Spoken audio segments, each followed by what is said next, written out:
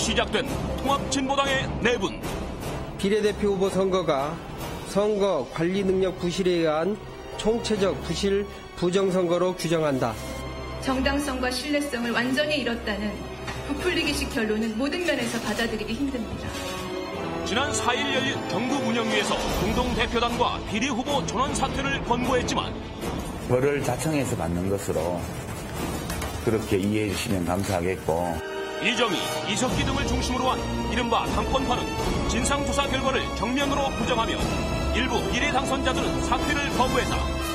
부실, 허위, 왜곡 조작 보고서로 인해 훼손된 통합진보당의 당원의 명예를 회복할 조치를 즉각 시행해야 합니다. 특히 사퇴 수습을 위해 열린 중앙위원회에서는 공당의 대표가 당원들에게 폭행을 당하는 등 초유의 폭력 사태가 벌어졌다.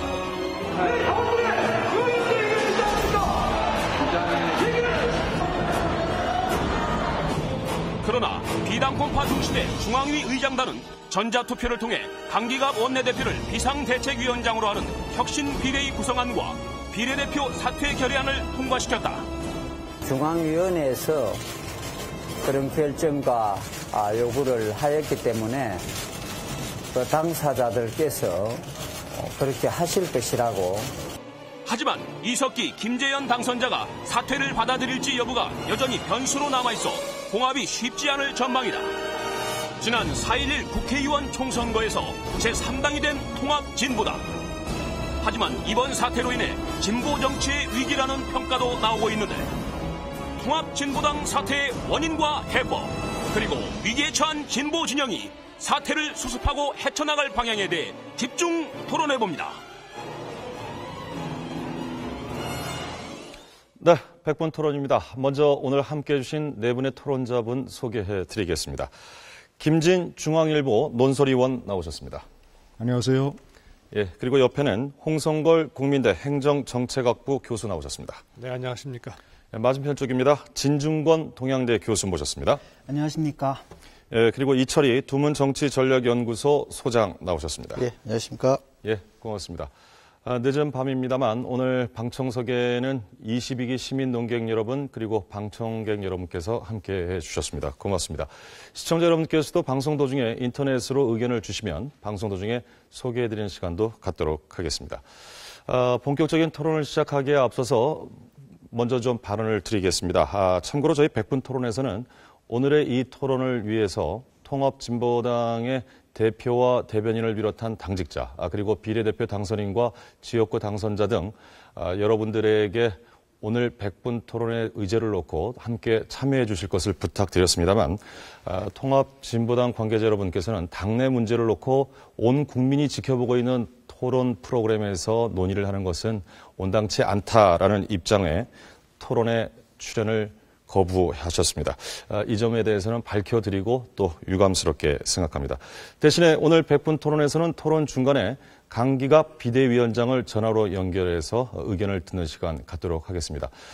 일단 토론 참여는 불참하셨습니다만 그럼에도 불구하고 오늘 방송 토론이 진행되는 도중에 반론이 필요하다고 느끼시거나 꼭 해야 할 말이 있다고 느끼신다면 저희가 출연을 부탁드렸던 분들 가운데 언제든지 제작진에게 전화 주시면 방송에 참여할 수 있는 기회를 드리겠다는 말씀 전해드립니다.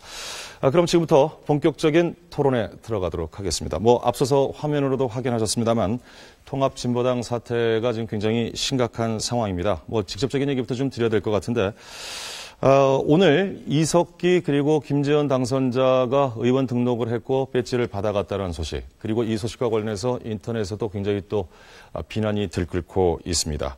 이런 비난의 십자포화를 맞으면서까지 꼭 사퇴를 거부하고 있는 두 사람의 행보 어떻게 봐야 할 것인가, 이 부분부터 짚으면서 시작하겠습니다. 김진 위원께 먼저 드리겠습니다. 저는 당권파가 특히 두 당선인이 의원직을 쉽게 사퇴하지 않을 것으로 생각을 합니다. 왜냐하면 굉장히 그들이 생각하기에 많은 의미와 또는 실질적으로 현실적으로 많은 것이 걸려 있거든요. 단순히 두 사람이 국회의원이 된다는 것을 떠나서 당권파가 어쨌거나 통합진보당의 새로운 당권을 잡든 안 잡든 통합진보당의 중요한 세력으로 남아 있으면 저는 12월 대통령 선거까지 생각을 하고 있다고 생각을 합니다. 지금 현재 야권에서는 거의 무조건적인 야권 연대 얘기가 나오고 있지 않습니까? 민주당과 통합진보당 그리고 안철수 교수까지 합쳐서 안철수 교수는 아무런 세력이 없는데도 문재인 당선인은 지금 공동정부, 공동정권 얘기를 하고 있습니다. 그렇다면 상식적으로 만약에 이 3자의 야권연대와 선거연대가 성사가 돼서 12월 대통령 선거 때 야권연대가 집권하게 된다면 지난번 4.11 총선에서 통합진보당이 받은 정당 득표율이 10.3%입니다. 민주당이 받은 득표율이 36.5%입니다. 두 세력을 합치면 통합진보당이 약 5분의 1 정도의 지분을 갖게 됩니다. 그러면 내각으로 따지면 총리를 제외한 장관 16명 중에서 통합진보당이 제가 생각하기에는 2명 내지 3명의 장관을 차지할 수도 있어요. 그렇다면 진보정당, 통합진보당이 그동안 추구해왔던 어떤 그 공동정권계의 참여, 국정회의 참여, 그리고 상당한 정도의 어떤 현실적인 정치적 능력을 갖게 되는 이런 중요한 사태에서 제가 봤을 때는 웬만한 싸움에 밀려서 의원직을 사퇴하는 일은 없을 것으로 판단합니다. 네, 결국 의원직 사퇴 거부는 현실적 이유가 좀 기반에 있다라는 말씀이시고요. 진 교수님은 어떻게 보십니까? 거긴 그렇게까지 생각할 필요는 없다고 생각을 합니다. 예. 제가 볼 때는 이분들이 이제 의원직 거부하는 이유는, 의원직 사퇴를 거부하는 이유는 이제 그 원내대표 있죠. 원내대표 선거에서 이 두 분이 있어야지 다수파가 되거든요. 그래서 아마 이제 김선동 의원, 당선자죠. 이분을 원내대표로 하고, 그 다음에 이제 또 새로운 대표는 또 자기들이 이제 당원 투표는 유리하니까 새 대표 뽑으면은 당권을 다시 장악할 수가 있죠. 아마 이런 차원에서 기획된 걸로 봅니다. 굉장히 안타깝고요. 사실은 온 국민이 지금 분노하고 있지 않습니까? 왜냐하면은 통합진보당에다 230만이 유권자가 표를 줬습니다. 그 덕분에 지금 당선이 됐는데 문제는 뭐냐면은 그 유권자들이 이 두 분을 보고 던진 게 아니거든요. 그 표가. 그렇죠? 지금 유권자들의 대부분은 그분들 물러나라고 좀 요구를 하고 있지 않습니까? 그러니까 남의 표를 지금 이분들이 그냥 가로채고 있고 그 근거로 자꾸 당원 투표 얘기를 한단 말이죠. 그런데 국회의원이다라는 게 무슨 경기 동부 동아리 연합 회장 뽑는 게 아니거든요, 이게. 그런데도 계속 이제 뭐랄까 버티고 있는 부분들에서 굉장히 좀 안타깝게 생각하고요. 또 하나는 뭐냐면 그 덕분에 지금 폭력 사태 일어났지 않습니까? 심지어 분신 사태가 일어났습니다. 새누리당 의원이라 하더라도 자기 집 권리 문제에서 이런 일이 벌어졌다면은 아무리 새누리당 의원이 썩었다 하더라도 이 사람들도 사퇴를 했을 거라는 거예요. 근데 지금 사퇴하지 않고 버티고 있는 건 미안하지 않냐라는 겁니다. 지금 보면 지금 검찰 수사 들어갔거든요. 학생들의 폭력 행사한 사람들. 자기들은 뒤로 빠져 있고 국회의원 자리 차지하고 애들 지금 처벌 받을 겁니다. 어떤 분은 분신했습니다. 지금 생명까지 위독하거든요. 이런 사태가 됐는데 아직까지 버티고 있다라는 건 제가 볼 땐 인간으로서 할 도리인가 이게 이런 생각까지 듭니다. 이런 사태까지 왔는데도 사퇴를 거부하는 것은 문제가 있다라는 지적을 해주셨습니다. 이제 좀 궁금한 부분을 홍성걸 교수님께 좀 여쭤보고 싶은데요. 지금 대체적으로 알고 있는 상식으로는 설사 비대위에서 이 두 사람에 대해서 끝까지 사퇴를 거부했을 경우에 출당 조치를 하더라도 의원직은 유지할 수 있을 것이다. 무소속이 되면서. 이런 견해가 있는가 하면 오늘 한 일간지에서는 기사 내용을 봤더니 30일 이내에 만약에 출당 조치가 이루어지면은 의원직 자체를 잃을 수도 있다. 이런 의견도 있어서요. 어느 게 맞는지 한번 좀 확인을 해보고 싶군요. 법적으로는 아마 좀 검토가 필요한 그런 문제 같습니다. 논란의 소지가 있는 겁니까? 네. 그런데 대개 국회의원은 그 국회의원 선거 직후에 당선이 확정이 되면 중앙선관위에서 당선자증을 받게 됩니다.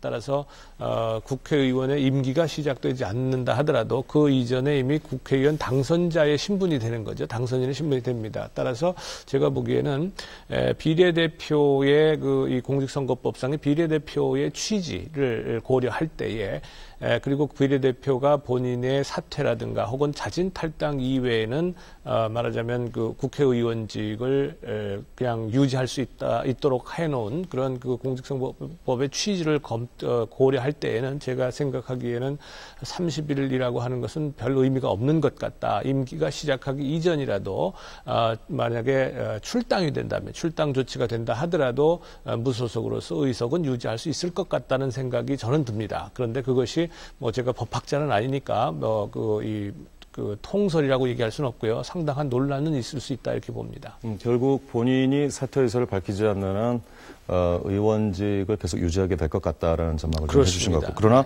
논란의 소지는 좀 있다라는 말씀이셨습니다. 이철희 수장께는 앞서서 그 진중권 교수께서 230만의 유권자가 통합진보당에 표를 줬다. 그런데 그것이 이석기, 김재현 두 당선자를 위해서 준 표는 아니었다. 당에 준 표였다. 때문에 당내에서 대의의결기구에서 사퇴를 의결했고, 국민들의 이런 비난이 쏟아진다면, 또 폭력 사태까지 왔다면 물러나야 된다, 이런 이야기를 해주셨거든요. 자, 이런 비난과 도덕성에 대한 타격을 입은 상태에서 과연 19대 국회가 개원한 이후에 이 두 분이 정상적인 의정을 활동을 할 수 있을까, 이런 의문도 좀 드는데 어떻게 보십니까? 정상적으로 하긴 좀 어렵다고 봐야죠. 제 생각 같아서는 저도 좀 물어봤는데, 제 생각 같았으면 아예 상임위를 배정 안 해서 그냥 국회의원 신분만 가지고 국회 의정 활동을 못하게 했으면 좋겠다는 생각도 해봤는데, 알아보니까 그건 불가능하다고 그러더라고요. 지금 말씀 주신 대로 선거행위가 끝났기 때문에 출당한다고 해서 의원직이 떨어지는 것도 아니고, 제도적으로 그렇게 방어막을 치고 거기에 안주해서 지금 그 성취 안에서 버티고 있는 사람들에게 이 제대로 된 의정 활동을 기대한다는 건 한마디로 넌센스죠. 그래서 이 애시당초 안 되는 문제를 고집을 피우는 걸 보면, 저는 계속 지금도 며칠째 계속되는 이 궁금증이 해소가 안 되는 게 뭐냐면, 도대체 왜 저럴까? 누가 봐도 이게 우리 흔히 말하는 삼척동자가 생각해봐도 아닌 건 아닌 것인데 왜 저럴까라는 생각을 해보면, 이게 설마 이게 정신 이상이라고 해석하면 간단할 것 같지만 그런 것 같지는 않고요. 지금 진 교수님 말씀처럼 뭔가 이해관계가 얽혀있으니까 저렇게 한다고밖에 해석이 안 되는데, 그거는 당파지 이해관계인 것이고요. 그러나 국회의원이라고 하면 국민을 대표하는 대기관의 구성원으로서 할 수 있는 일을 생각해 보면 뭐를 할 수 있을까? 예컨대 법안 하나를 하더라도 동료 의원들의 사인이 있어야지 법안을 제출할 수 있는데, 누가 지금 해주겠습니까? 그거 지금 안 되는 거잖아요. 그러면 식물 국회의원이 분명한데 왜 저러고 있을까? 저는 계속 의문이 갑니다만, 어쨌든 저는 도저히 정상적인 국회의원으로서 활동을 못한다 이렇게 보면 사퇴하는 게 맞다 이렇게 봅니다. 제가 좀 다른 측면. 예. 저는 좀 다른 측면을 말씀드리고 싶은데요. 두 사람이 사퇴를 해야 되느냐의 문제. 저는 이것은 우리 사회가 좀 정밀하게 따져봐야 된다고 생각합니다. 왜냐하면 저는 조준호 전 공동대표가 위원장을 맡았던 진상조사위원회의 조사가 상당히 불충분했다고 생각합니다. 허점이 많았다고. 발표는 이렇게 했지 않습니까? 선거관리 능력 부족에 따른 총체적인 부정선거였다. 저는 이 부분도 진상조사의 발표가 틀렸다고 생각해요. 왜냐하면 선거관리 능력의 부실로 인한 것이라고 한다면, 이것은 부정선거가 기획된 것이 아니라 관리 능력의 부족으로 실수로 저질렀다는 것이거든요. 그런데 조준호 위원장의 진상조사위원회가 수사권이 있는 것도 아니고 어떤 정도의 진실 파악 능력이 있길래 아무런 무슨 기획된 의도가 없이 이 실수로 인한 부정선거라고 성격 규정을 한 것인지, 그렇다면 그렇게 성격 규정을 해놨다면 구체적으로 물론 당의 중앙위원회가 결의를 해서 이런 총체적인 어떤 그 정치적 혼란 사태에 대한 도의적인 사태 해결 방안으로 비례대표 경선에 참여한 후보 14명의 사퇴를 권고하는 것을 결의를 했지만, 그것은 제가 봤을 때는 정치적 도의적 해법이고, 법률적으로 따지면 이미 당선된 사람을, 국회의원으로 당선된 사람을 그 두 사람이 법률적으로 무슨 선거 부정의 기획에 관여를 했는지, 구체적으로 말이죠. 그 사람들이, 그리고 당권파의 폭력에, 대학생들의 폭력에 그 사람들이 대학생들을 동원한 증거가 나온 것인지, 기획한 것인지, 두 사람에 대한 구체적 혐의를 법률적으로 아무런 특정할 수 없는 상황에서 그 두 사람이 마치 무슨 현재 무슨 의원직 사퇴를 거부하는 것이 마치 정당한 사법 절차의 집행을 거부하는 것처럼 매도돼서는 안 된다고 생각합니다. 그 전에 제가 판단할 때는 더 중요한 것은, 지금 유권자들은 통합진보당 내에서 벌어졌던 비례대표 총체적 부정선거라고 하는 것이 정확한 진상을 몰라요. 무슨 예를 들자면 투표용지가 붙어 있었다. 그리고 선거관리인의 서명이 없었다. 그리고 똑같은 컴퓨터에서 중복 투표가 일어났다. 주민등록이 똑같은 게 여러 개 발견됐다. 명백한 부정선거죠. 부실선거고. 그런데 그게 전부 다입니까? 부정선거라고 하면 그것을 기획한 사람이 있는 건지, 지금 기획한 사람이 있는 것처럼 지금 비당권파에서 얘기하고 있는 거 아닙니까? 그러면 철저하게 조사를 해서 누가 기획을 한 건지, 그리고 그 기획을 왜 한 건지, 누구를 위해서. 진짜 비당권파에 누가 얘기하는 것처럼 이번 이석기 당선자를 꼭 국회의원 만들기 위해서 기획한 건지, 아니면 누가 수행한 건지, 어떤 방법을 한 건지를 정확한 진상을 모르는 상태에서. 단순히 어떤 정치적 선택의 그렇죠. 문제가 아니고 이제 법률적으로 좀 따져야 되는 말씀인데, 그렇죠. 진 교수님 좀 반론을 좀 들어볼까요? 네. 네, 일단은 제가 듣기로는 부실이기 때문에 부정이다 이런 논리는 아니었고요. 부실도 있으며 부정도 있다라는 것이었습니다. 그리고 이정희 대표도 일부 부정이 있었다라고 인정을 했거든요. 그리고 그래서 그 양자를 갖다가 이렇게 지금 뭐 같이 놓는 건 아니다. 분명히 좀 두 개가 케이스가 다른데 말씀하셨듯이 조사권이 없습니다. 수사권이 없기 때문에 이거 제대로 밝혀지려면 검찰 수사를 해야 됩니다. 그래야 다 밝혀지는데 그러니까 더러 이제 부정확한 사실도 섞여 있겠죠. 하지만 전체적으로 볼 때 부정과 부실이 있었다라는 것만 확실하고요. 그래서 두 사람만 사퇴시키는 게 아니라 비례대표 전원 사퇴시키는 겁니다. 왜냐하면 정당성을 잃었거든요. 그 선거 자체가. 그런데 지금 왜 두 사람이 문제되냐면 버티고 있기 때문에 문제가 되는 겁니다. 그 얘기가 지금 그렇게 된 거지.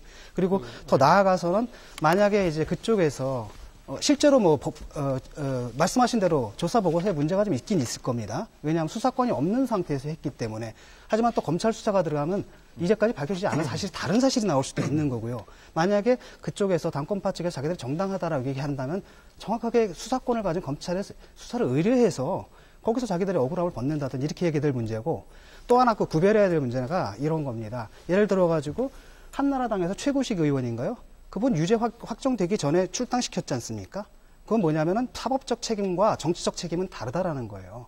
유권자들이 보는 것들, 유권자들이 판단하는 것들, 그 앞에서 져야 할 정치적 책임하고 나중에 법정에 가가지고 져야 할 그런 사법적 책임은 다르거든요. 근데 이걸 섞어 놓으면 좀 곤란하다는 생각이 듭니다. 팩트만 확인하고 홍 교수님, 방금 말씀하신 것 중에서 제가 진상조사위원회의 발표문을 인용을 하면 정확하게, 그러니까 이 부분을 정확하게 할 필요가 있어요. 비례대표 후보 선거가 선거관리 능력 부실에 의한 총체적 부실 부정선거라고 규정한다. 총체적 부실 부정선거라고 하는 것은 결과적으로 나타난 양태고, 그 원인에 대해서 진상조사위원회가 뭐라고 얘기했냐면 선거관리 능력 부실에 의한 것이라고 얘기했어요. 자신들이 조사권이 없고 수사권이 없이 정확하게 진상 규명을 하지 않은 상태에서 이걸 실수로 인한 것으로 규정을 했기 때문에 지금 법률적인 많은 문제가 생긴다는 겁니다. 정치적으로 출당시키는 것은 다 정치적인 해결 방법이고, 출당이 된다고 해서 그 사람들이 의원직이 상실됩니까? 그게 아니라는 거죠. 그러니까 그 사람들이 의원직을 상실하지 않는 현 상태를 두 사람이 명백하게 무슨 커다란 범죄 혐의가 드러났는데 그런 사법적인 절차나 해결을 거부하는 양 지금 현 단계에서 단정해서는 안 된다. 그러니까 문구의 해석의 문제거든요. 실수로 인한 걸 누구도 부정선거라고 얘기를 하질 않습니다. 그건 부실선거고, 콤마하고 부정인데 앞에서 수식하는 것이 부실선거까지만 얘기하고 콤마하고 부정은 좀 다른 거라고 봐야 된다는 거죠, 논리적으로. 그래서 그거 하나 가지고 그렇게 보고서의 성격 전체를 규정하셔서는 안 될 것 같고요. 실제로 그 다음에 나온 논의도 그렇지 않았거든요. 부실이냐 부정이냐 가지고 싸움도 붙었었고요. 지금 두 분의 논의 가운데는 역시 이것이 부실에 의한 우발적인 실수로 이어진 부정이냐, 아니면 기획된 부정이냐, 뭐 이런 얘기도 좀 논란이 되는 거거든요. 의원님께서는 그러니까 쉽게 말해 조사 보고서 자체에 대해서 불만이 있으신 거예요. 그걸 왜 실수라고 했느냐. 그렇죠. 그렇죠. 그 얘기예요. 부정이라고 한다면 의무에서 논의의 기회를 갖도록 하고, 잠시만요. 홍 교수님. 저는 이 문제가 지금 법적 책임을 묻는 게 아니거든요. 우선 지금 이 두 사람한테 사법적 책임을 묻기 위한 것이 아니기 때문에 분명하게 부정의 결과가 있는 겁니다. 그 동기에 상관없이 지금 그 민주주의의 선거 원칙에 맞지 않는 선거가 나왔어요. 그래서 그 결과에 따라서 지금 당선이 된 겁니다. 그렇다면 이 선거는 무효입니다. 단 한 표가 사실은 그런 부정선거가 있다 하더라도 무효인데, 지금 진상조사위원회의 보고서가 아무리 부실하다 하더라도 거기에 보면 도저히 상상할 수 없는 부정이나 뭐 그것이 실수든 아니든 건 상관이 없습니다. 결과적으로 볼 때 이 민주주의 선거 절차, 선거 원칙에 부합하지 않는 것이 다수 발견이 됐다. 그렇다면 무효거든요. 무효라면 지금 20명의 비례대표 후보자가 전원 사퇴되는 게 사실상 맞는 거죠. 물론 거기에는 이제 6명은 경선에 포함이 안 됐기 때문에 그건 별도로 하더라도 14명은 사퇴하는 게 맞는다는 거죠. 그리고 그것을 당의 공식적인 의결 기구에서 지금 계속해서 운영위원회, 중앙위원회 다 지금 사퇴를 권고했습니다. 법적인 책임을 물을 수 없기 때문에 지금 그걸 쫓아내거나 혹은 국회의원직을 벗길 수 없는 것뿐이지 예. 현실에서는 지금 정치적 책임을 지라고 하는 얘기인데 정치적 책임을 안 지고 있는 거고요. 본인들이 정치적 책임을 안 지기 때문에 그 정치적 책임을 누가 져야 되느냐. 결국은 진보 세력 전체가 질 수밖에 없다. 작게는 지금 통합진보당이 지는 거고요. 그래서 이렇게 비난을 받고 있는 겁니다. 예. 이철수 그러죠. 김 전 의원님 말씀 중에 예. 제가 좀 분명히 하고 싶은 거는요. 사퇴하는 문제, 그러니까 두 분이 사퇴한다고 해서 내지는 뭐 경선에서 통해서 비례대표로 도우시면 다 사퇴한다고 그래서 진상조사를 하지 말자는 얘기는 아니라는 거죠. 그러니까 사퇴가 이걸 덮기 위한 조치로서 주장하는 것은 아니고 단계별로 조치가 필요한 거 아닙니까? 그러죠. 만약에 사퇴를 해놔야 당권파가 일단 물러나야 제대로 된 진상조사를 제대로 할 수 있으니까 우선 물러나는 것이고 진상조사가 해서 이게 검찰 수사까지 가야 될 거면 해야죠. 그러나 지금 사퇴 여부를 미봉으로 덮으려고 하는 거라는 거는 조금 과도한 해석이신 것 같고요. 또 하나 분명히 기획한 사람이 있겠죠. 부정이라고 그러면 의도한 사람이 있을 거 아닙니까? 그러나 그것이 안 들어갔다고 해서 지금 발표된 조사 자체를 완전히 좀 너무 부실하다. 이렇게까지 하는 거는 문제가 있는 것 같고요. 제 생각에는 시기를 좀 줘서 단계적으로 풀어가는 프로세스를 좀 지켜보는 것도 필요하다는 생각이 듭니다. 알겠습니다. 이 문제는 어차피 저희가 토론을 하다 보면은 이 부정선거 논란이 오늘 또 이 모든 문제의 시발점이었기 때문에 다시 이야기할 기회가 있다고 생각이 들고요. 우리 대한민국 정치사에서 어제는 상당히 좀 의미 있는 날이었습니다. 오늘 이 새누리당에서 황우여 대표가 선출이 됐습니다만 어제 하루 동안은 여야 공이 4당이 모두 비대위원장 체제였습니다. 이것이 오늘날 한국 정치의 현 주소를 말해주는 것 아닌가라는 생각이 드는데 여러 가지 감회가 들 것 같습니다. 오늘 강기갑 통합진보당 비대위원장 말씀드렸던 것처럼 지금 전화 연결이 돼 있는데요. 한번 말씀을 나누고 계속 토론 진행하도록 하겠습니다. 강기갑 위원장님 나와 계신가요? 예. 예, 늦은 밤 이렇게 함께 참여해 주셔서 고맙습니다. 이제 어려운 시기에 중책을 맡으셨습니다. 네. 뭐 시간 관계상 제가 그냥 직설적으로 질문 드리도록 하겠습니다.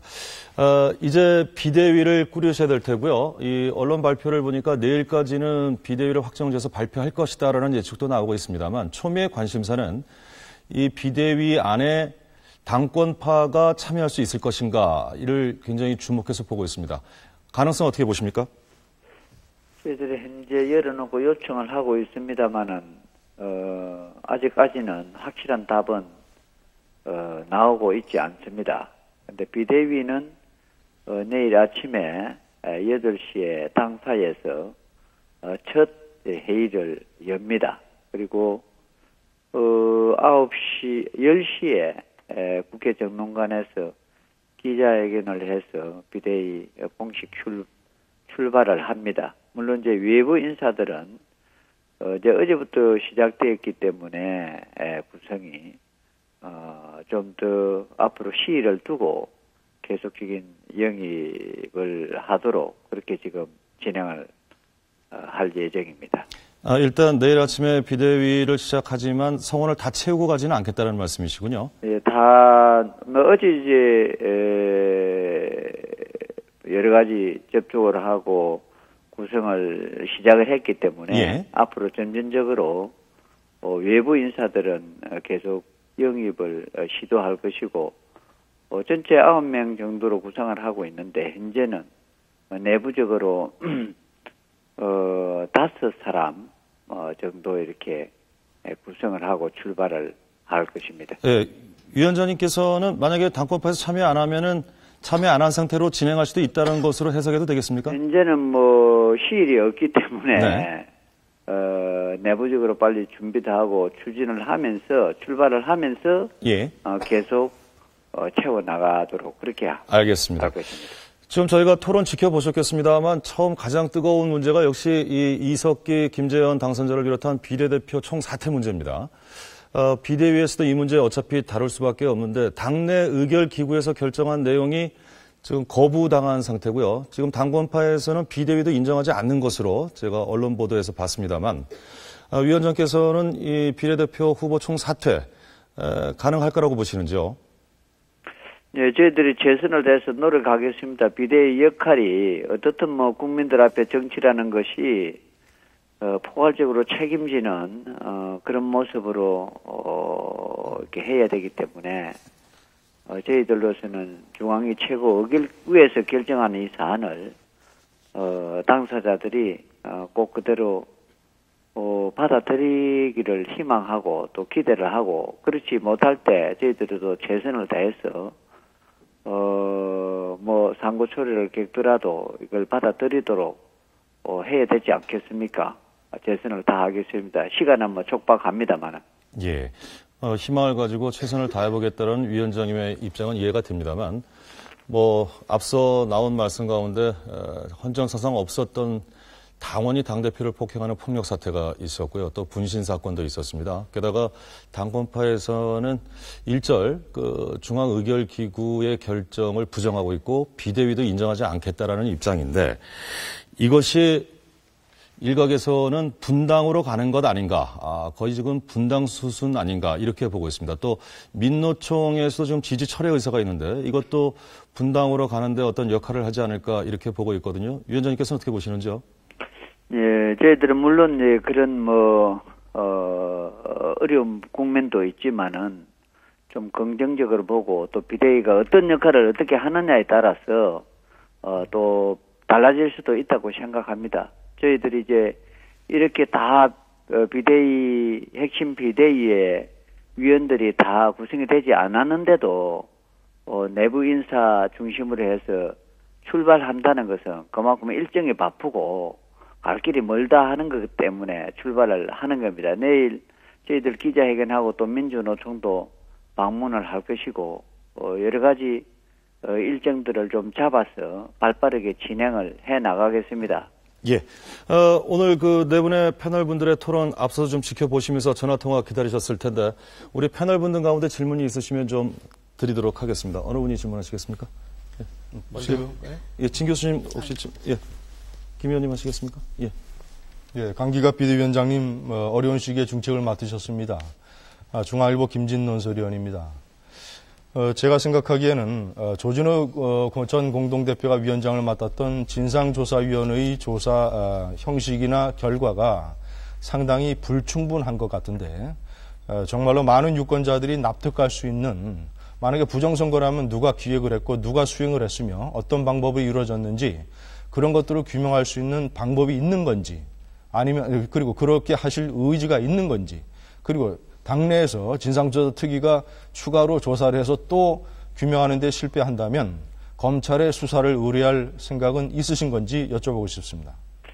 예, 부정이라 해도 기획이나 뭐 이렇게 의도적으로 한 부분도 있겠지만 아주 단순 한 그런 행태도 있을 거고 다양하다고 봅니다. 그래서 이 부분에 대해서 너무 과도하게 부풀려졌고 검증이나 확인 없이 바로 발표를 했기 때문에 당사자와 당원들의 명예가 너무 많이 훼손됐다 해서 강력한 문제 제기를 하고 반발하는 이제 그런 쪽도 있습니다. 그래서 저희들 운영위에서 이 부분에 대한 검증과 확인 절차도 거치고 재조사를 하기 위해서 특위 구성을 이미 결정했습니다. 이 특위에는 외부 인사도 또 영입을 해서 국민들께서 이 특위가 조사한 내용 자체가 공정하고 또 납득이 될 수 있는 그런 선으로 비상대책위에서 하루빨리 특위 구성을 해서 국민들 앞에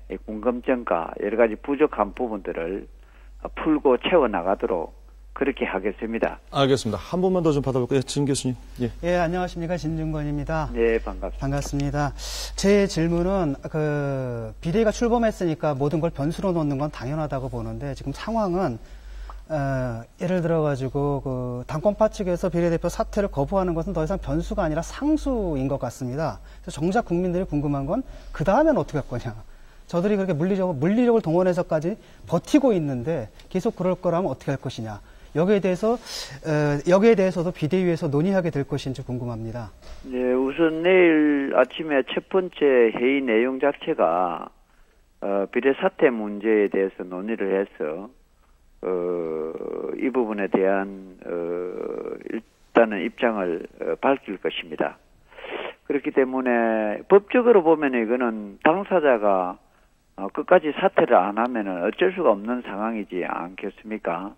그러나 저희들은 이걸 받아들이기를 희망하고 재선을 다 하겠다는 것이고요. 그렇게 안 할 때 어떻게 한 것이라는 것은 말이 씨가 된다고 좋은 예측은 예단은 저희들이 얼마든지 할 수도 있는데 좋지 않은 이런 예단은 저희들은 하지 않고 싶습니다. 제가 인터뷰 그런 걸 많이 봤지만은 제가 그런 예단은 답변을 안 하고 싶습니다라고 이렇게 답변을 하셨어요. 굉장히 잘 피해 가시네요. 예.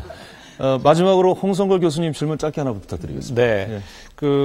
마음고생이 많으시겠습니다. 그런데 지금 특위를 구성해서 진상조사를 하신다고 하는데 이 부정선거 논란의 핵심은 사실은 당원 명부를 지금 공개하지 않기 때문이거든요. 그렇다면 비대위원장이 되시고 비대위 체제가 된다면 그러한 당원 명부를 이제 말하자면 받아서 공개하고 이걸 통해서 정말로 진실에 가까운 진상조사를 하실 그 생각이 있으신지 그걸 좀 여쭙고 싶습니다. 예, 우리 당원들의 명부는 하나의 정보고 이런 것들은 우리 당에서 정보 공개를 해서는 안 되는 것이죠. 우리가 보호를 해줘야 되고 그래서 앞으로 해 나가야 될 것이 새로운 지도부를 또 선출을 해야 되는 것이 핵심 비대위에 또 해야 될 그런 역할입니다. 그래서 당원 명부를 전부 재정리를 하는 작업을 할 겁니다. 그래서 임기도 이게 한 2달 걸린다고 했는데 6월 30일까지로 기한을 해서 당원 명부를 언제까지 재정리를 할 수 있겠느냐 이걸 검토를 해서 6월 30일까지 핵심 비대위의 활동 기간으로 정해진 것입니다. 최선을 다해서 정비를 하도록 하겠습니다. 예. 늦은 시각 이렇게 전화로 참여해 주셔서 대단히 감사합니다. 앞으로 하실 일이 많으실 텐데 건강 잘 챙기시고요. 오늘 고맙습니다. 감사합니다. 예. 지금까지 강기갑 비상대책위원장을 전화로 연결해서 우리 또 패널분들께서도 함께 질문을 해 주셨습니다만 아마 원론적인 답변밖에는 지금 할 수 없는 그런 상황이 아닐까 싶습니다. 어찌됐건 참여해 주셔서 대단히 감사하다는 말씀 드립니다. 진중권 교수께서 이런 말씀하셨어요. 지금 최근에 이 당권파와 비당권파의 다툼과 관련해서 당권파의 통합진보당을 내주느냐 아니면 당권파를 축출하느냐의 싸움으로 좀 번져가고 있다. 이런 코멘트를 하셨는데 이거는 어떻습니까? 이게 사실상 분당과 비슷한 얘기로 좀 들리는데요. 글쎄요. 예. 어떻게 일단 문제는 뭐냐면 지금 이런 횡포를 부리는 세력과 같이 하느냐 이런 문제가 있지 않습니까? 지금 우리가 진보를 살리는 게 가장 중요한 문제입니다. 진보의 가치를 살리는 게 가장 문제고 또한 통합진보당을 살리는 게 가장 큰 문제인데 지금 저렇게 버틸 경우에는 나중에 어떻게 되느냐라는 거죠. 이쪽에서 만약에 당권파가 나가느냐 또는 누가 나가느냐 이런 싸움도 있을 수 있고 또 다른 한편으로 가장 그분들이 지금 희망하는 게 그런 것 같아요. 이제 당권파라고 하는 부분들의 문제가 패권주의 아닙니까? 그걸 포기하고 그 다음에 지금 무리를 일으키지 않았습니까? 그러니까 일단은 이 선에서 물러나서 대중에게 검증받고 다시 일선으로 와라. 그걸 가지고 원하는데 지금 당권파의 태도를 보게 되면 그럴 의사는 전혀 없다는 게 지금 확인되고 있습니다. 이럴 경우에는 어떻게 해야 되느냐? 그런 생각도 지금 슬슬 해야 되지 않겠느냐. 그런 의미였습니다. 그래서 아까 처음에 우리가 논의하다가 중단이 됐는데 이 두 사람이 이석기, 김대현 두 사람이 지금 버티고 있는 거란 말이죠. 그런데 그 버팀으로써 사실은 희생이 굉장히 큰 거거든요. 당장 당원 한 사람이 분신을 해서 지금 사경을 헤매고 있습니다. 이게 무슨 일제시대 때 독립운동하는 것도 아니고요. 또 이 군사독재 시절에 민주화 투쟁하는 것도 아닙니다. 당내에서 이 비례대표 경선하다가 이걸 부정선거냐 아니냐를 가지고 지금 이거 논란을 하는데 거기 가서 분신을 해서 자살을 지금 기도를 한단 말이에요. 이게 대단히 심각한 문제로 보고 있다는 얘기입니다. 그러면 왜 도대체 이 사람들이 버티고 있을까? 이 동기가 굉장히 중요하다고 생각되는데 제가 보기에는요. 여러 가지 해석이 있을 수 있겠습니다만 이게 만약에 이걸 사퇴를 권고하는 걸 받아들이게 되면 결국은 뭐냐면 당권파가 지금까지 잘못했다는 걸 인정하게 되고요. 비당권파의 진상조사 보고서를 받아들이는 꼴이 된다라고 생각을 하는 것 같아요. 또 하나는 뭔가 지금 내놓지 못할 아주 그 당권 자체를 내놓지 못할 아주 이 절박한 이유가 있지 않고서는 지금 이처럼 강경하게 그리고 모든 진보 세력이 다 지금 공동으로 욕을 먹고 있고, 그 진 교수처럼 진보의 대표적인 논객이라고 하는 사람이 지금 욕을 하고 있단 말이에요. 당장 나가라, 그만둬라 하고 있단 말이에요. 그럼에도 불구하고 아직도 저러고 있다는 얘기는 뭔가 지금 내놓을 수 없는, 당권을 내놓으면은 안 되는 절박한 문제가 있다. 이렇게 보지 않을 수가 없습니다. 그 절박한 이유를 좀 예시해서 말씀해 주실 수는 있으신가요? 예, 아마도 제가 보기에는요, 당원 명부와 관련이 있는 것 같습니다. 그래서 제가 아까 말씀드린 그 당원 명부에 대한 질문을 강기갑 비대위원장께 드린 것인데요. 예.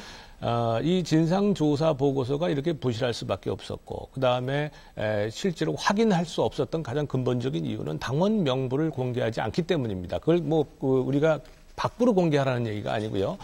자기네 대표들, 공동 대표들 사이에서도 전혀 공개를 안 하고 문제가 있었던 선거구의 투표인 명부와 당원 명부를 대조해야만 이게 부정선거냐 아니냐를 알 수 있지 않겠습니까? 당원 명부를 안 내놓는 겁니다. 그러니까 당원 명부를 내놓지 못할 근본적인 이유가 있다. 여기에는 뭐 예를 들자면 당원이 되어서는 안 되는 사람이 당원이 돼가지고 당비를 내고 있었다거나 아니면 혹은 그 당비를 낸 사람들, 당원인 사람들을 당원이 투표권을 주지 않았거나 다른 사람들이 대신 행사를 했거나 혹은 당원이 낸 당비를 어디 다른 쪽으로 썼거나 뭐 이러한 내놓지 못할 만한 아주 근본적인 이유가 있지 않는 한 이것이 설명되기가 참 어렵다 이렇게 보여집니다. 혹시 그 부분에 대해서 뭐 공감을 하시는지요? 지금 이미 이제 인터넷에서 그런 의혹들이 나오고 있죠. 가장 핵심적인 게 보도도 되고 있습니다. 예를 들어서 사무총국에서 그 회계장부를 갖고 있는 부분하고 당원 명부를 갖고 있는데 그게 공동대표단 중에서 이제 이종희 씨만 억세스할 수 있게 접근할 수 있게 돼 있었고 그래서 거기에 대해서 이제 유시민 씨가 굉장히 많은 불만을 터뜨렸던 것 같아요. 그래서 여러 번 얘기하는 걸 좀 들었거든요. 근데 이제 공당에서 합당을 했는데 이게 당의 혈관이라고 할 수 있거든요. 그러다 공동 대표단도 못 본다라는 건 이게 말이 되는 건가? 지금 그런 생각이 들고 당연히 그것 때문에 거기서 이제 의혹이 나올 수 있다고 봅니다. 네, 저는 김진희 의원께서 또 다른 측면을 제가 좀 얘기하고 싶은데 저는 뭐 욕하고 비판하고 뭐 이런 것은 상당히 저는 쉬운 일이라고 생각합니다. 그런데 지금 저는 우리 사회가 지금 통합진보당 이 내분 사태를 처리하는 방식이 저는 잘못됐다고 생각해요. 왜냐하면 이것은 통합진보당 당내 문제만이 아닙니다. 왜냐하면 비례대표 경선이라고 하는 것은 뭐 4.12 총선 전에 통합진보당의 정당 득표율로 따지면 5명이나 6명이 국회의원 당선되는 것은 자동적으로 당선되는 것은 다 예측됐던 일 아니에요. 그럼 비례대표 경선을 해서 1번서부터 5번이나 6번까지 받는 사람들은 경선 자체가 본선 아닙니까? 경선에서 앞순위를 받으면 국회의원이 되는 거 아니에요. 그러면 이것은 입법부 헌법기관을 뽑는 국회의원을 뽑는 사실상의 국회의원 선거였단 말이죠. 당내 경선이 아니라. 그러면 사실상의 헌법기관을 뽑는 국회의원 선거에서 뭐 진상조사위원회가 얘기한 총체적 부정선거가 있었다. 이런 발표가 있었단 말이죠. 그러면 뭐 두 당선인이 5월 30일서부터 임기가 시작이 되는데 그러면 진상조사위원회가 발표한 총체적 부정선거로 당선된 두 사람의 헌법기관 국회의원에게 5월 30일부터 그럼 우리 사회가 국민 세금으로 세비를 줘야 되는 것이냐. 그리고 그런 일을 저지른 정당에게 우리가 국민 세금으로 국고보조금을 줘야 되느냐.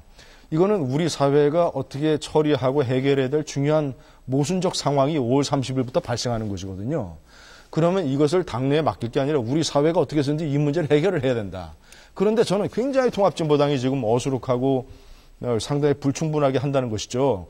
자꾸 아까 강기갑 위원장도 진상조사특위위원회를 만들어서 추가 조사를 한다고 그러는데 제가 수사권이 없는 진상조사특위가 얼마나 무슨 기획자나 누가 수행을 했는지를 얼마나 밝혀내겠습니까? 그 어려운 선거 부정의 양식이라든가 이런 양태를 그러면 저는 그렇게 생각을 해요. 뭐 선거 관리 능력 부실로 인한 부정선거라고 규정을 해놓고서 그러면 그런 부정선거, 부실선거에서 아무런 책임이 없는, 아무런 죄가 없는, 예를 들자면 일본의 윤금순 후보 같은 사람, 왜 사퇴해야 됩니까?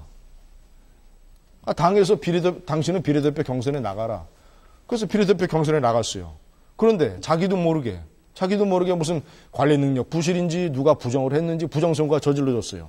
어쨌거나 그 결과로 1순위로 당선이 됐습니다. 이 사람은 무슨 죄가 있어서 사퇴해야 됩니까? 그리고 나머지 6명, 영입파 6명이 대신 국회의원을 한다고 그러는데 아니 무고하게 당에서 하라고 해서 나갔는데 자기도 책임 없는 상태에서 자기는 사퇴하고 왜 후순위가 국회의원 돼야 됩니까? 예. 저는 이게 다 모순이라는 이런 거죠. 이런 부분도 실은 그렇잖아요. 여러 가지 비난 가운데 한 축으로 좀 나오고 있는 얘기긴 합니다. 그러니까 우선 예. 제가 마지막 결론적으로 예. 제가 주장하고 싶은 거는 어떻게 이렇게 중요한 헌법기관 6명을 당선시킨 문제를 선거 부정 문제를 무슨 진상조사위원회니 무슨 진상토기위원회 수사권도 없는 데서 어떻게 진상규명을 할 것이며 나는 강기갑 위원장께서 보다 명확한 그 해결책을 내놔야 된다고 생각합니다. 그래서 다소 시간이 걸리더라도 우리가 두 사람 당선인을 저는 매도할 게 아니라 그리고 1번 윤금순 당선인 왜 사퇴합니까? 그대로 있다가 나는 진상이 명확하게 발견이 돼서 이것이 실질적으로 기획적인 부정선거고 누가 책임 있는 게 밝혀야 되면 그 책임 있는 라인에 있는 사람들은 사법적인 책임까지도 져야 되고 물러나는 건 상관없이 예. 상관없으면 나는 1번 윤금순 당선자를 포함한 무고한 사람들은 국회의원이 돼야 된다고 생각합니다. 저는 그렇게 생각해요. 알겠습니다. 혹시 다른 생각이 좀 있으신가요? 아니 저는 크게 생각이 다르다고 보지는 않는데요. 그러니까 문제를 풀어가는 해법의 문제인 것 같아요. 지금 이제 김진희 의원님께서는 근데 제가 듣기에는 검찰 수사를 의뢰해서 검찰이 공권력에 들어가서 수사를 해야 이거 엄정하게 조사되지 않겠냐 이런 말씀이신 것 같아요. 저는 그것도 일리가 있다고 봅니다. 그러니까 검찰 수사를 무조건 안 된다 이렇게 막을 일은 아닙니다만 어쨌든 지금까지의 검찰권이 이 정치적인 사안의 수사를 할 때 불신을 받았던 측면도 있기 때문에 저는 만약에 공권력에 들어간다면 근데 이런 데서 특별검사 같은 거를 국회가 의결을 해서 해주는 것도 좋은 방법이겠다는 생각이 드는데 문제는 한꺼번에 이만큼의 해법이 필요하다는 걸 전제해놓고 보지 마시고 부정이 있었으면 그 부정에 대한 책임을 풀어가는 방법이 있을 거 아닙니까? 수순이 당권파가 책임져야 된다면 당권을 교체하는 게 맞는 거고요. 그것에 대해서 부정이 있다면 그 사람들이 사퇴하는 게 맞는 거죠. 그러고도 미진한 게 있고 새롭게 밝혀지는 게 있다면 당연히 사법적으로 처벌을 해야 되는 것이죠. 그런데 제가 자꾸 이제 조금 의구심을 갖는 거는 김진희 의원님이 갖고 계신 생각 이만큼의 부정이 있다 분명히. 근데 왜 자꾸 저렇게 어설프게 푸냐 이러시는 것 같아요. 아니, 저는 그런 건 아닙니다. 너무 좀 제가 오해했다면 저는 그거는 오해시고요. 제가 오해라면 죄송합니다. 저는 오해입니다. 어쨌든 저는 요거는 차근차근히 풀어도 얼마든지 풀 수 있다. 이걸 미봉할 문제는 절대 아니다. 따라서 저는 당에게도 어느 정도 자율성을 줘서 지금 이제 비대위원장이 왔다 그러니까 책임 있게 정말 모든 걸 드러내고 했으면 좋겠는데 아까 인터뷰할 때 제가 들었던 감은 조금 타협하려고 하는 느낌도 없지 않아서 좀 걱정스럽긴 합니다만 어쨌든 의지를 갖고 좀 가게끔 밀어주는 것도 필요하다고 봅니다. 제가 이 결론만 잠깐 말씀드리겠습니다. 제가 말씀드리는 결론은 절대로 무슨 이만한 부정이 있는데 지금 축소해서 제대로 조사하지 아니하고 그리고 필연적으로 불가피하게 검찰이 들어와서 이걸 다 파헤쳐야 된다. 이런 주장을 하는 게 아니에요. 제가 말씀드린 거는 이렇게 중요한 문제를 헌법기관 6명이나 탄생시킨 이런 선거와 부정과 관련된 의혹이라는 중요한 문제를 처리하는 통합진보당이나 우리 사회의 태도가 저는 굉장히 어리숙하다는 거예요. 그리고 비논리적이에요. 말이 안 돼요. 상식적으로 봐서. 왜 1번 윤금순 당선자 1순위로 당선된 여성 의원 그 사람이 왜 사퇴해야 됩니까? 만약에 이것이 조사 결과 무슨 본인이 사퇴를 한 건데 왜 사퇴를 했다고 그러냐고. 아니요. 처음에 당 운영위원 그래서 정치 원고를 받아서 당 운영위원회에서 14명 사퇴하라고 했으니까 조금 전에 사퇴한 거 아니에요? 아마 하셨던 이야기와 비슷한 논리이신데 이 부분에 대해서 신 교수의 반론을 좀 들어보죠. 저도 굉장히 안타까웠습니다. 윤금순 당선자였죠. 그런 분 잃는 거 정말 안타깝고요. 또 하나 안타까운 게 유시민 씨가 자기 자리 내놓은 거, 그리고 의석 하나 반납한 거. 지금 의석 하나가 얼마나 중요합니까? 하지만은 그런 억울함들 다 있을 겁니다. 모든 사람들한테 다 있을 거예요. 심지어는 이석기하고 김재현 씨도 있을 겁니다. 아마 그런 식으로 따지면. 그런 식으로 따지게 되면 다 빠져나가거든요. 그래서 그런 문제가 있기 때문에 어떤 이건 정치적 책임을 지는 것이고 그래서 함께 책임지고 또 손해를 또 보는 부분이 있어야 국민들도 좀 납득하지 않을까. 그 다음에 그 안타까움 같은 거 있잖아요. 그 책임을 지기 위해서 정말 좋은 사람 잃는구나. 그리고 그 정도로 아파하면서까지도 책임을 지려 하는구나. 이걸 보여주는 게 굉장히 중요하다고 저는 생각합니다. 네. 같은 이야기가 이제 진행이 되겠습니다. 지금 부정선거 논란, 그리고 이 비례대표 사퇴 문제와 관련해서 이야기를 했고요. 더 이야기를 하셔도 좋겠습니다만, 잠깐 하나를 좀 더 짚고 넘어가겠습니다.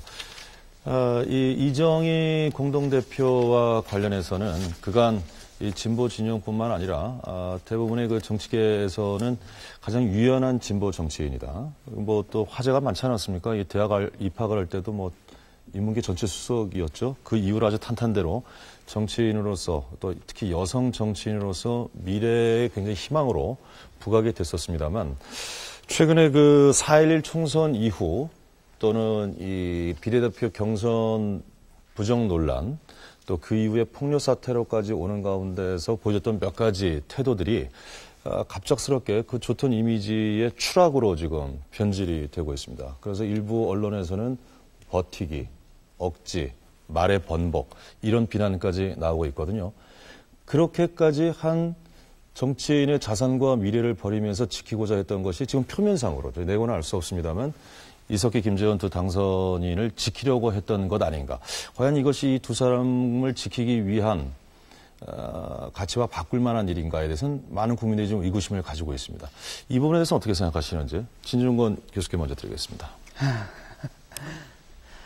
이정희 대표는 제가 존경도 하고 예. 또 제가 또 비판도 많이 했습니다. 특히 그 북한 관련 논평에 대해서 저랑 이제 논쟁도 가졌고 그다음에 또 관악을 때도 좀 사실은 그때는 그 사건이 그렇게 크다고 생각하지 않았습니다. 전화 뭐 문자를 넣을 때 뭔가 하나 누군가 좀 잘못 넣은 거다. 근데 그래서 굳이 사퇴를 시켰어야 되느냐. 사실 그런 입장이었거든요. 그리고 또 마지막 그 전날인가 그렇게 말씀하셨어요. 모든 책임을 다 지겠다. 그래서 저분은 참 믿을만하다 그랬는데 다음날 저 택시 타고 가다가 약간 이렇게 누워 자고 있다가 그분 말을 듣는데 제가 벌떡 일어났거든요. 한마디 했습니다. 택시 운전사 듣는데 저분 미쳤어.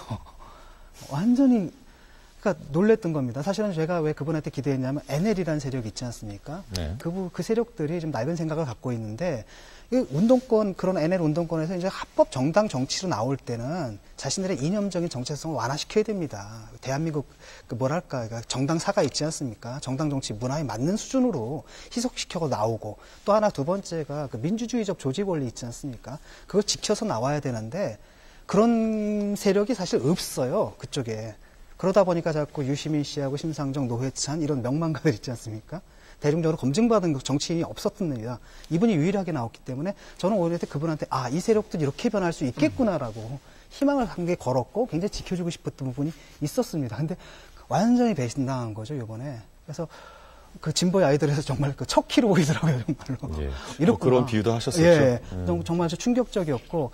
근데 그분들이 이제 그 착각하는 부분이 있어요. 그런 식으로 의회에 진출하면 모든 게 다 될 거라고 믿는데 결코 그렇지 않습니다. 통합진보당, 그러니까 이전에 이미 민주노동당에서 진보신당이 갈려나가지 않았습니까? 그때 들었던 얘기가 뭐냐면 그 분당 이후로 이분들은 초청 강연회 하나 조직 못한다는 거예요. 부를 사람이 없어서.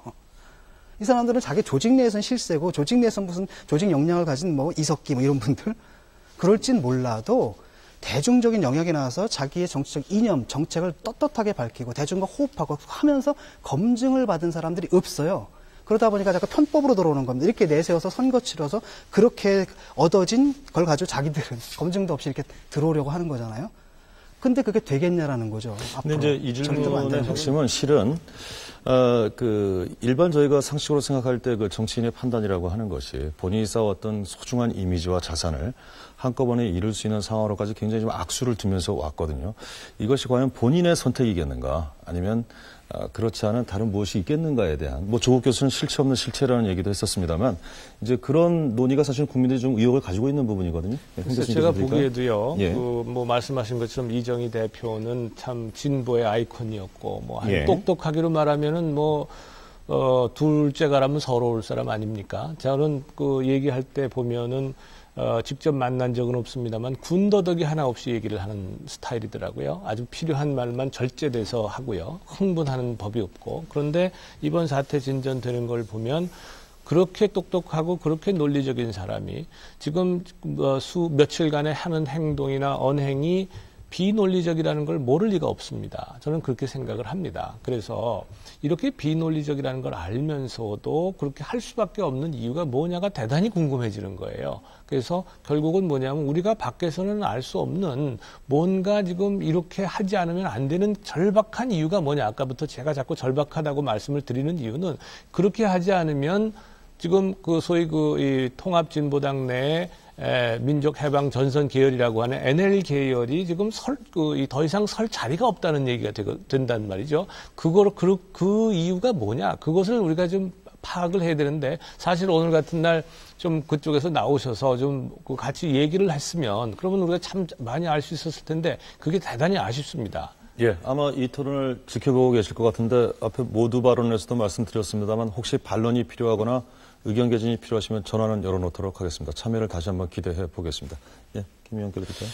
특히 이정희 전 대표가 좀 전화를 걸어와 줬으면 좋겠습니다. 예. 저는 이정희 대표에 대해서는 두 분이 많은 얘기를 하셨으니까, 저는 이정희 전 대표를 포함한 당권파 구 지도부에 대해서 좀 얘기를 좀 하겠습니다. 저는 민노당이 지금 통합진보당의 전신, 민노당이 2002년에 창당됐지 않습니까? 그리고 2004년에 제도권 국회의원 선거에서 처음으로 13% 정당 득표율을 얻어서 비례대표 8명, 그 다음에 지역구 2명에서 총 10명의 국회의원을 탄생시켰습니다.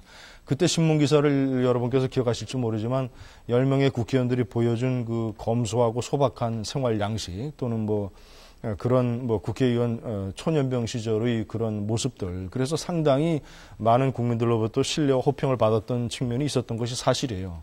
그런데 이제 그동안 지금 8년이라는 세월이 흐르면서 우여곡절 끝에 진보신당과 분당이 나눠졌고, 또 그래서 2008년 총선에는 국회의원 숫자가 5명으로 쪼그라들었고, 이번에는 야권연대를 통하고 또 통합정당을 통해서 상당히 회복이 됐는데, 저는 이 당권파가 지금 절호의 호기, 진보정치 전반에 걸친 절호의 호기를 지금 완전히 낭비하고 있다고 생각합니다. 보수는 좋은 거를 지키는 거고 진보는 나쁜 거를 고치는 거 아닙니까? 그러면 지금 보수우파 이명박 정권에서 얼마나 많은 실수를 하고 있습니까? 저는 지금 진보좌파 이 급진진보 당권파 통합진보당 당권파로서는 이 진보 정치의 영역을 확대할 수 있는 절호의 기회다 이렇게 생각을 해요. 왜냐하면 제가 대표적으로 2개만 뽑겠습니다. 좀 짧게 좀 부탁드리겠습니다. 보수파 이명박 정권이 하고 있는 예를 들자면 무슨 비민주적인 여러 가지 민주주의에 어긋나는 이런 일탈 행동 같은 거 있지 않습니까? 권력 사찰 그런 부분이라든가 또는 친인척 비리, 측근, 친구 비리 이런 2가지 측면만 이런 공간에서 파고들어도 진짜 창당 10년 만에 영역을 확 넓힐 수 있는 절호의 기회인데 그걸 완전히 그대로 이쪽에서도 반복하고 있는 거 아니에요? 비민주적인 절차, 왜냐하면 이정희 대표 개인 얘기하는 것보다 우리가 진보 정치의 총체적인 분들 한번 얘기하는 것도 좋다는 의미에서. 알겠습니다. 이철 소장님께 드리겠습니다. 그런 기회를 완전히 상실하고 있다는 점. 네, 저도 이정희 대표를 굉장히 좋아했던 사람 중에 하나인데요. 참 보기 드물게 잘한다 이런 생각을 많이 했었습니다. 그런데 우리 진 교수님은 이제 택시 타고 가다가 놀랬다고 그러셨는데 저는 지난 10일 폭력 사태 나기 전에 이정희 대표 행동을 보고 굉장히 좀 실망을 많이 했습니다. 왜냐하면 사회권을 놓지 않겠다 그랬는데 갑자기 놓고 나서 나가고 나자마자 폭력이 났단 말이죠. 그렇게 보면 그분에 대해서는 유시민 대표가 뭔가 좀 일사불란하고 배우가 있다고 얘기를 했죠. 이 건에 비로소 보면 이정희 대표는 명실공히 대표로서 리더십을 발휘하고 있는 게 아니고 어떤 정파의 대표로서 그냥 대변하고 있다. 에이전트일 뿐이다. 리더가 아니고 에이전트일 뿐이다라는 판단을 저는 그때 하게 됐는데 굉장히 안타까운 대목입니다만, 그러니까 진보가 사실은 리더십을 키우는데 굉장히 소홀한 게 많습니다. 그러니까 지도자를 만들어내는데 보수보다는 진보가 굉장히 약합니다.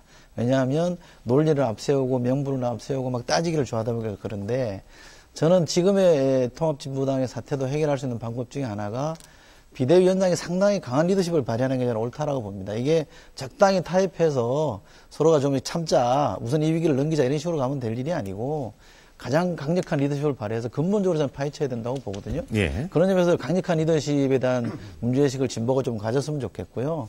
보다 넓게 보더라도 진보라는 게 너무 이렇게 막 따지기를 좋아해서 너무 수평화시키는 듯한 이런 것들은 좀 털어낼 필요가 있고요. 만약에 정파가 있더라도 정파가 자신의 리더들에게 어느 정도 재량권이나 자율성을 주지 않고 사사건건 긴박하고 강제한다면 리더는 생겨나지 않을 거거든요. 저는 그래서 이정희 대표가 최근에 몰락하는 과정을 보면서 조금 더 근본적으로 진보는 고민해야 될 문제점이 생겼다. 그런 숙제를 풀어야 될 거라고 저는 봅니다. 예, 진 교수님. 예, 김진희 의원님 말씀에 전적으로 동감하고요. 왜냐하면 사찰 문제 터져나오고 있고 지금 친인척 비리 다 터져나오는데 손도 못 대고 있거든요. 왜 그러느냐? 이쪽에서도 그러고 있단 말이죠. 열어봤단 말이죠. 투표 결과를 뭐 열어보고 막 폭력을 행사하고 그다음에 그 부정선거에 대해서 뭐라 그랬냐면 4월 4.11 부정선거 그다음 12.6 부정선거 이렇게 규정하면서 선관위에 그때 봉인이 안 된 거라든지 아니면 뭐 선관위에서 조금 실수한 거 이런 걸 가지고 총체적 부정선거다 3.15 부정선거다 이렇게 비유했던 그 사람들이 이제 와가지고 이건 아무 문제 없다. 그러면 국민들이 들어주겠냐라는 거죠. 전체적으로 문제가 뭐냐면 일단 그렇게 아무리 우리가 이걸 지적을 한다 하더라도 국민들이 비웃는다는 겁니다. 두 번째는 뭐냐면 지적할 사람도 없어요. 왜냐? 그 비판하려면은 내가 저 사람들보다 낫다는 도덕적인 자신감이 있어야 되거든요. 그게 진보의 자산입니다. 그래, 우린 너희들보다 우월하다. 이게 막 모랄이거든요. 모랄이라는 게 바로 사기라고 번역하죠. 사기인데 그게 이제 없어져 버린다는 거죠. 그래서 우리가 이제 비판할 수 있기 위해서도 일단은 남을 비판하기 위해서는 일단 자기한테 더 가혹해야 되지 않습니까? 예. 근데 뒤바뀌었어요. 지금 뭔가가 뒤바뀌어서 이 문제를 해결하지 않고서는 지금 아까도 말씀하신 그 기회, 지금 진보의 기회인데 이걸 살릴 수가 없다고 봅니다. 그래서 이 문제를 해결하는 게 가장 중요하다고 보고 예. 또 핵심적인 건 뭐냐면 이게 비대위가 조금 아까 걱정스러웠는데 이게 화합형 비대위라고 하거든요. 뭐 말은 플랜 A는 그렇게 가야 될 겁니다. 화합형으로. 하지만 지금 문제가 된 건 뭐냐면은 두 가지 문제가 있습니다. 예. 하나는 강기가 비대위 체계가 일단 상대가 인정을 안 해요. 당권파 측에서. 아예 인정을 안 하거든요. 또 황당한 거죠. 왜냐하면 이쪽은 운영위가 있고 중앙위가 있고 대표단이 있고 비대위까지 있는데 이게 공식 라인이거든요, 당에. 근데 나는 근데 그걸 인정하지 않는다는 그 사람들의 주체가 뭔지를 모르겠어요. 뭡니까 그 사람들은 공적으로. 아무것도 아니거든요. 패거리입니다. 사당 패거리거든요. 이 사람들과 싸워야 되는 문제가 있습니다. 그런데 예. 이제 안고 가자라고 했을 때 어떤 문제가 생기느냐. 국민들이 지금 요구하는 수준이 굉장히 높습니다. 이건 말도 안 된다. 봤거든요. 폭력하는 거, 폭력 행사하는 걸 갖다가 완전 동영상으로 생생하게 지켜봤는데 끌어안고 가야 되느냐? 그 다음에 지금 문제가 된 게 비례대표 두 분인데, 예. 이거 대충 뭐 하나는 넣고 하나는 빼고 이런 식으로 한다라든지 이런 식으로 할 경우엔 그걸 자기들은 화합이라고 부를지 몰라도 국민들은 봉합이라고 본다라는 겁니다. 국민들의 시각은 다를 수 있다는 그러니까 딜레마가 예. 있는 거죠. 예. 모종의 딜레마가 있는데 그래서 더 강력하고 예. 지금 국민들 전체가 다 지지하고 있거든요. 진보 보수 다 떠났어요. 지금 예. 모든 매체, 모든 세력들이 다 당권파가 문제고 그다음 비대위가 정당하다고 인정을 하고 있거든요. 왜 그 힘을 못 살리냐라는 거죠. 그게 하나만 좀 네네. 붙이면은요. 정당의 대표는 당의 대표 아닙니까? 그러나 기본적인 입장을 선택을 할 때는 국민의 대표로 가야 됩니다. 근데 제가 좋은 예를 하나 들면 지난 총선 끝난 이후에 왜 문대성 당선자의 이 표절 논란이 났을 때 이 대선 후보 지지율 압도적 1위를 자랑하는 박근혜 위원장도 당의 논리에 빠져가지고 조금 더 지켜보자 이렇게 했다가 엄청난 역풍을 맞은 거 아닙니까? 그래서 저는 강기법 위원장이 이번에도 비대위원장을 할 때는 당의 논리는 절대 뭐 무시하라고 말은 못 드리겠습니다만 시종일관 판단의 근거는 국민의 눈높이에 맞춰줘야 된다. 그렇지 않으면 이게 수습이 안 되는 거거든요. 혁신 비대위가 안 됩니다. 이게 무너질 수밖에 없거든요. 저는 그래서 보다 좀 분명한 선택과 각오를 하는 게 좋겠다라는 말씀을 드리고 싶습니다. 예. 지금 뭐 저희가 쭉 이야기를 진행하고 있습니다만, 아마 국민 여러분들께서 특히나 이 정치에 관심이 없다가 최근에 이런 사태들을 지켜보시면서 정치면을 자세히 보셨던 분들은 낯선 용어들에 좀 부딪히지 않았는가라는 생각이 듭니다. 경기 동부 연합이라든가 뭐 옛날 그 80년대 학생 운동권들에게 좀 익숙한 단어입니다만 뭐 NL 계열, PD 계열, 뭐 주사파 이런 단어들이 지금 다시 21세기에 등장을 했거든요. 그래서 지금 아까 이 진중권 교수께서는 과연 이 세력들을 안고 가느냐 버리고 가느냐에 관해서도 잠깐 언급을 하셨습니다만 유시민 대표께서 저희 100분 토론에 나와서 이런 말씀을 하셨어요. 민주통합당과 통합진보당 사이는 색강이 흐른다. 그래서 연대가 가능하다라고 얘기했는데 정작 그 당 안에는 두 세력 간의 당권파, 비당권파 안에 색강보다 더한 강이 흐르고 있는 것 같아서 이제 저희가 좀 걱정을 하고 있는 거거든요. 그래서 과연 그 실체, 지금 여러 가지 단어들이 나오고 있는 그 실체에 대한 이야기를 좀 해봐야 될 것 같습니다. 이것과 관련해서는 뭐 조직 문화의 관행이다, 뭐 서로 다른 의견이다, 뭐 이런 얘기들 많이 하고 있는데 도대체가 이 조직 문화가 무엇이고 관행은 무엇이고 또 이런 관행과 조직 문화를 가지고 있는 그 파벌이라고 해야 할까요? 어떻게 봐야 할런지 이게 사실은 국민 여러분들께서도 굉장히 좀 궁금해하면서도 조심스러운 부분입니다. 한때 민주당 당원이셨던 진 교수님께 먼저 드리겠습니다. 아유, 왜 이런 거 자꾸. 뭐 한때라고 제가 말씀드렸으니까요. 탈당하셨죠? 그러니까 예. 이해를 해야 될 게 이제 예. 이런 겁니다. 이분들이 과연 합법 정당 정치를 할 준비가 되어 있느냐. 그게 문제거든요. 이분들이 합법 정당 정치를 바라보는 관점인데 제가 볼 땐 이 사람들이 아직도 그 옛날 그 운동권적인 사고방식을 그대로 갖고 있고 그러다 보면은 어떤 식이었냐면요. 옛날에는 합법적인 반항이 불가능했죠. 저항이. 그러니까 이제 비합법으로 들어갑니다. 근데 어차피 대중을 만나야 되잖아요. 그럼 합법적인 공간이 필요하니까 학생회가 있다라고 하면 운동권 사람들을 올려보냅니다. 그래서 학생회를 장악해버려요. 장악해버리고 사실은 학생회에서 결정을 하지만 그 결정은 지하에 어디든가에 이미 내려진 것을 이쪽에서 반복할 뿐이라는 거죠. 모든 학생들이 그걸 다 알고 있었습니다. 그래서 그걸 묵인해줬어요. 왜냐? 불가피하니까. 그런 수밖에 없잖아요. 불가피하니까 묵인해줬고 그 다음에 또 그 사람들이 했던 권력이 다른 거 별것도 아닙니다. 결국은 감옥 먼저 가는 순서거든요. 하다가 자기들이 주동 떠서 감옥 가는 순서니까 고생하는 거잖아요. 사익을 위한 게 아니라 공익을 위하는 거잖아요. 그래서 묵인했던 건데 이게 이제 그대로 남아서 이분들이 뭐냐면 자기들의 운동의 이념은 따로 있고 주체 단위가 당이라는 것을 그것을 그 목적을 실현하기 위한 어떤 수단으로 보는 겁니다. 그러니까 당 활동을 한다라기보다 일종의 프랙션 활동을 하는 거예요. 이정희 대표도 가끔가다 그 얘기를 들었는데 어딘가 신문기사에 보니까 나오더라고요. 당대표단에서 합의를 했다. 합의가 됐는데 갑자기 어디 갔다 오더니 다시 합의를 번복한다는 겁니다. 이런 거라든지. 근데 그 번복시킨 주체는 누구냐라면 당의 공식 라인은 분명히 아니거든요. 딴 데 부분에 있다는 겁니다. 근데 이런 행태라는 건 정말 뭐랄까 지금 정당 정치에서 있어서는 안 되거든요. 그러니까 이분들이 합법 정당 정치를 할 준비가 지금 안 돼 있다는 걸 말하는 겁니다. 그러다가 이번에 문제가 터진 거예요. 그게 이제 자기들은 된다고 해도 되겠다. 장악하겠다. 지금도 그거거든요. 장악이거든요. 지금. 아니 사회자께서 진보 정치의 핵심적인 문제를 거론을 해주셨지 않습니까? 그런데 대표적인 진보 정치학자인 최장집 고려대 교수가 신문 인터뷰에서 이런 말을 했어요. 진보가 민주주의를 파괴하고 있다. 그런데 이런 모순이 왜 생기느냐? 진보라고 하는 것이 구체적으로 서민이라든가 또는 약자들의 삶을 개선하는 문제에 집중을 해야 되는데 민족이니 통일이니 이런 거대 담론에 빠져가지고 이 거대 담론에 휩쓸리다 보니까 예를 들자면 인권이라든가 민주주의 이런 그 수단과 관련된 좋은 가치가 많이 외면되는 이런 상황이 발생한다라는 진단을 하지 않았습니까? 저는 상당히 핵심적인 진단이라고 생각을 하는데 이른바 당권파가 NL 아닙니까? 그 민족 그 해방, 자주파 그리고 쉽게 얘기하면 심상정, 노회찬 이런 비당권파가 PD 아닙니까? 민중해방. 쉽게 얘기하면 평등파를 얘기하는 것이죠.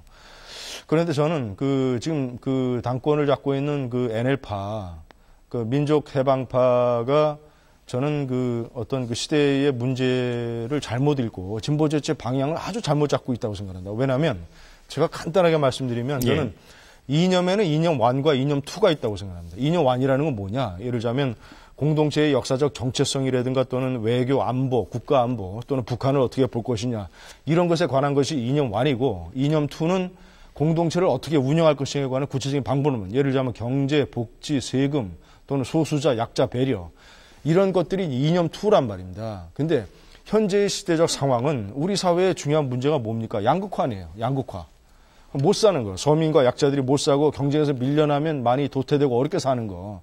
이 양극화를 해결하는 것이 진보 정치의 가장 중요한 과제 아닙니까? 그러면 그 진보가 되든 보수가 되든 이념 1에 관해서는 우리가 북한과 대치하고 있는데 이념 1에 관해서는 좀 철저하게 확고한 국가 안보 의식을 갖고 이념 2에서는 그런 무슨 서민이나 약자 젊은이들의 시대적인 요구를 대폭 수용을 해서 상당히 유연하게 경제 복지 이런 것에 관한 그런 훌륭한 정책을 많이 내놔야 되는 것이 진보 정치가 영역을 넓힐 수 있는 훌륭한 방법이잖아요. 그러면 어떻게 해야 됩니까? 그러면 NL보다는 PD가 맞잖아요.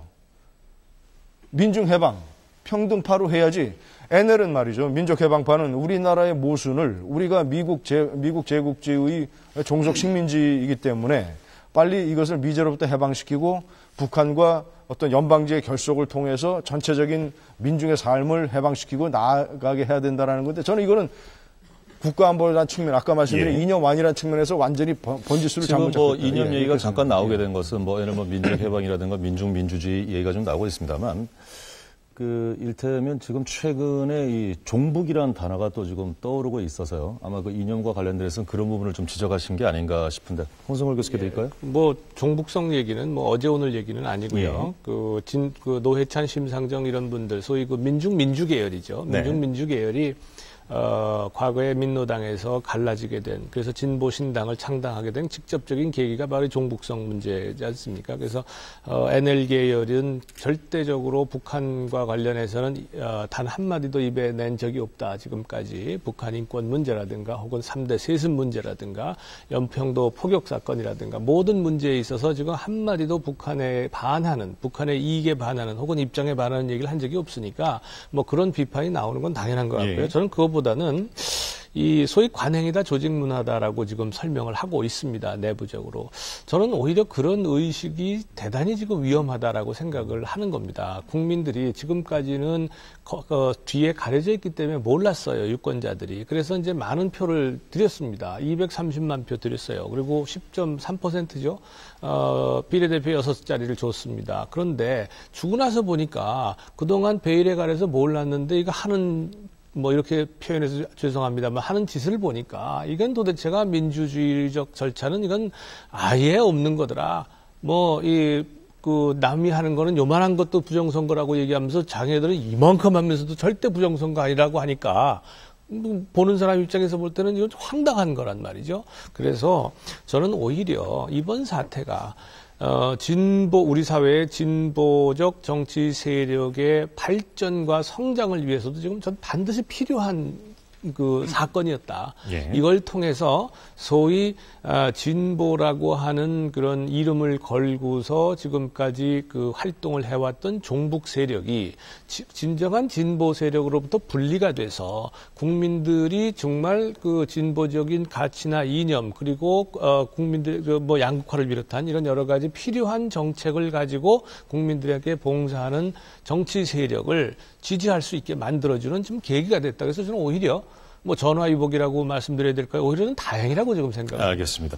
근데 지금 여기서 좀 짚고 넘어가야 할 것은 저희가 뭐 종북 논란에 관한 이야기를 했습니다만 이것이 곧 경기 동부연합은 종북이다라는 얘기를 저희가 지금 단정 짓고 이야기하는 것은 아니고요. 지금 논란과 관련해서 만약에 그런 종북과 관련된 파벌이 있다면 그런 지적을 해주신 겁니다. 자, 같은 연장선상에서요.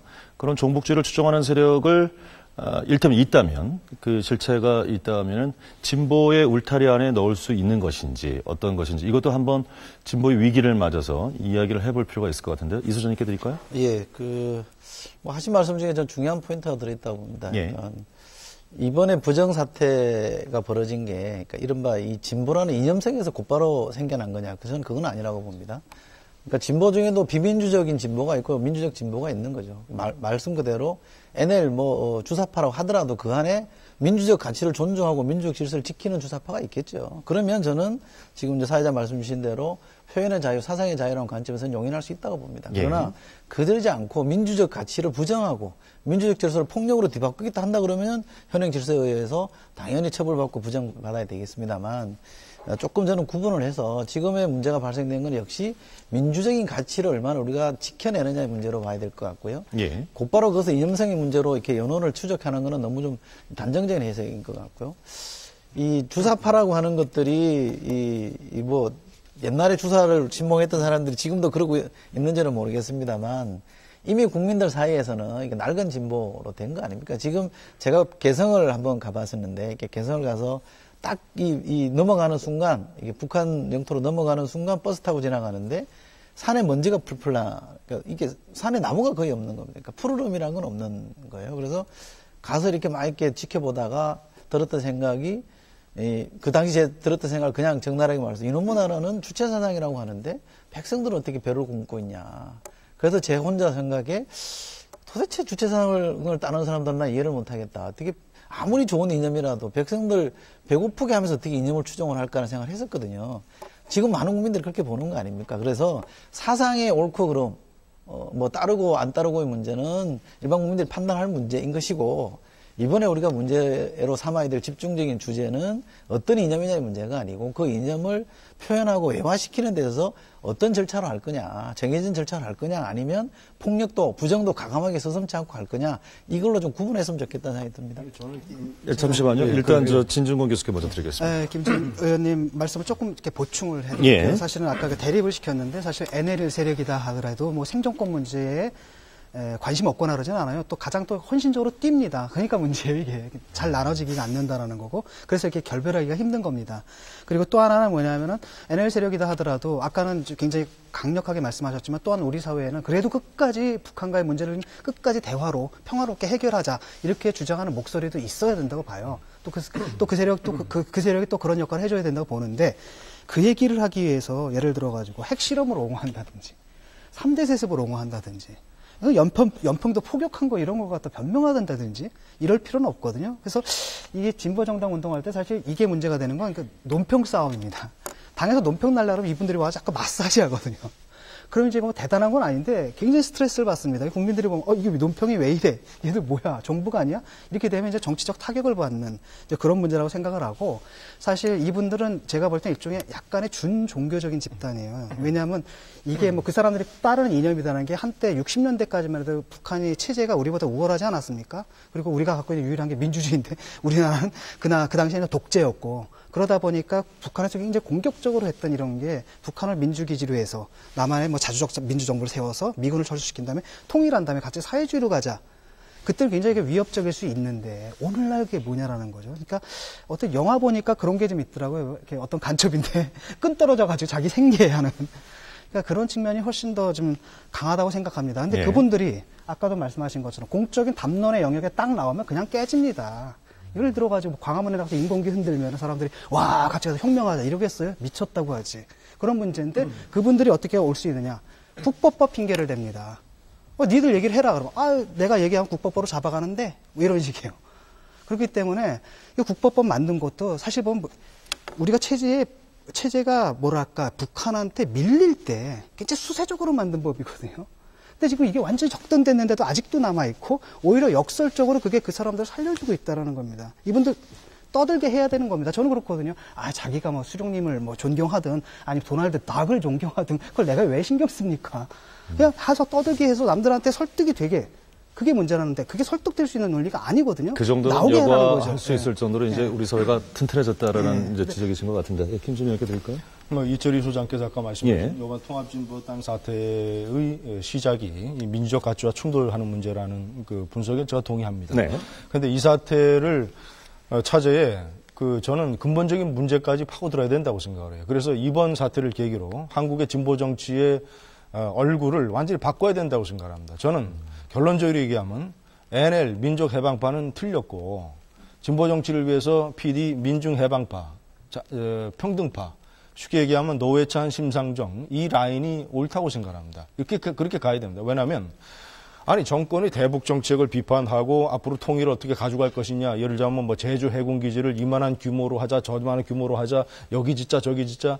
이런 논의가 얼마나 가능합니까? 그런데 우리가 넘어서는 안 될 선이라는 게 있잖아요. 우리가 아까 말씀드린 제가 주장하는 이념 완 부분, 국가 안보 부분에 관해서는 절대로 선을 넘어서는 안 되잖아요. 예를 들자면 천안함 폭침을 부정한다든가 또는 연평도 포격 같은 거에 대해서 침묵한다든가 3대 세습 또는 북한 인권 문제에 관해서 저거는 완전히 강 건너 불로 얘기한다든가 이런 식의 태도는 아주 잘못된 것이잖아요. 그러니까 저는 현재까지 통합진보당의 당권을 잡고 있던 NL 주사파 민족해방 세력은 이제 완전히 도태되고 저는 민중해방 평등파가 잡아야 된다고 생각하는데 우리 사회의 종북주의라든가 또는 그 NL 이런 민족해방파 한미동맹 해체를 주장하고 주한미군 철수를 주장하고 하는 세력의 사고방식을 바꾸기 위한 아주 좋은 방법으로는 저는 정부가 북한 정부하고 저는 이른바 북한 체험단 같은 거 교섭해야 됩니다.